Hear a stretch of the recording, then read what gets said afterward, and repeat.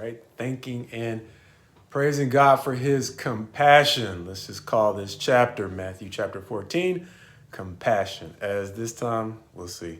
Hopefully I can give you a condensed summary, but a condensed summary is going to once again make it more incumbent upon y'all to read or listen to the chapter for yourselves. Since, especially in the first of 4 sections that the ESV breaks this chapter up into, there are a lot of teachable points that I'm not going to have time to deal with. So I'm going to try to give rough summaries, maybe a single point from each of the 4 sections, and keep it moving. Understanding that the first section in this chapter, as the ESV has it, goes from verses 1 through 12, talking about the way in which John the Baptist is not going to get a whole lot of compassion because he said that it was unlawful for Herodias, let me just read it, verses 3 and 4. For Herod had seized John and bound him and put him in prison for the sake of Herodias, his brother Philip's wife, because John had been saying it is not lawful for you to have her. And so in speaking that truth, as we talked about on Wednesday night, maybe a week ago, speaking that truth to power, both to the Pharisees, the scribes, and the religious leaders, and to the political leader of that time, it got John into enough trouble where the compassion that he might have given to the crowds and to others during his lifetime was not repaid to him. And so he is going to be beheaded because even though Herod was afraid of the crowds because they considered John to be a prophet, he made a vow, a rash, foolish vow that ended up binding him in a situation where even though he wanted John killed, but he didn't want to do it this way, he went ahead and did it because he made a vow and he was embarrassed, apparently in front of his friends, to go back on that vow.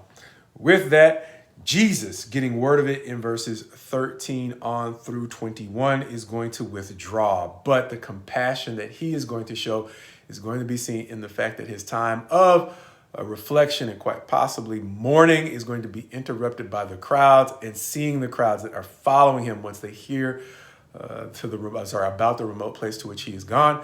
They're going to find him and he is going to have compassion on them, even though it's really a good time for him to just be able to reflect on what's happened with John, if that's the reason why he withdrew. But his compassion is going to lead to the famous story of feeding the 5,000, because after he heals them, he has compassion seeing that they are in a desolate place with him where there isn't a whole lot to eat.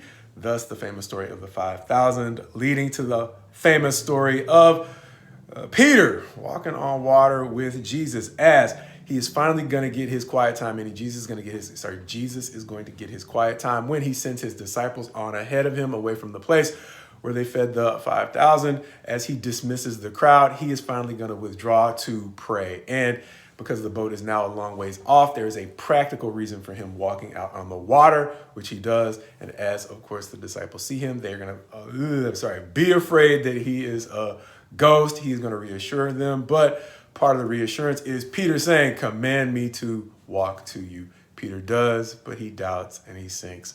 Christ saves him, as the famous story goes, with Christ saying, "Why did you doubt, O you of little faith?" As they make it to the other side for the final story of the chapter, where in a place called Gennesaret, the people once again, recognizing him, draw to him those who are sick and in need of healing. And this time, seeming to borrow on a previous story where a woman believes, as he's on his way to heal an official or a ruler's daughter, that if she can merely touch the fringe of his garment, she will be healed.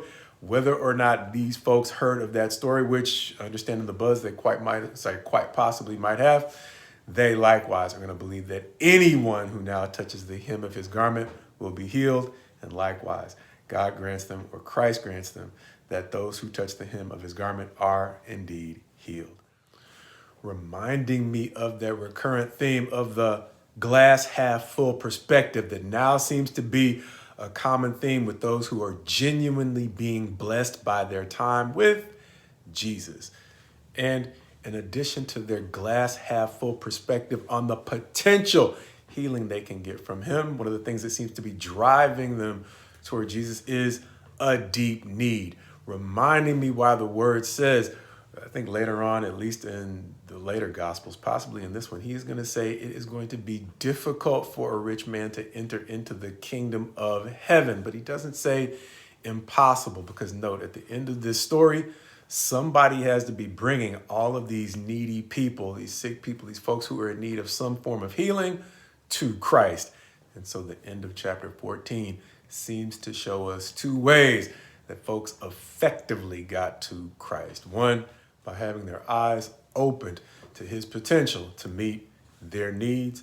Two, even those who were unaware of their needs, through their compassion for those who were suffering, still found their way to Christ.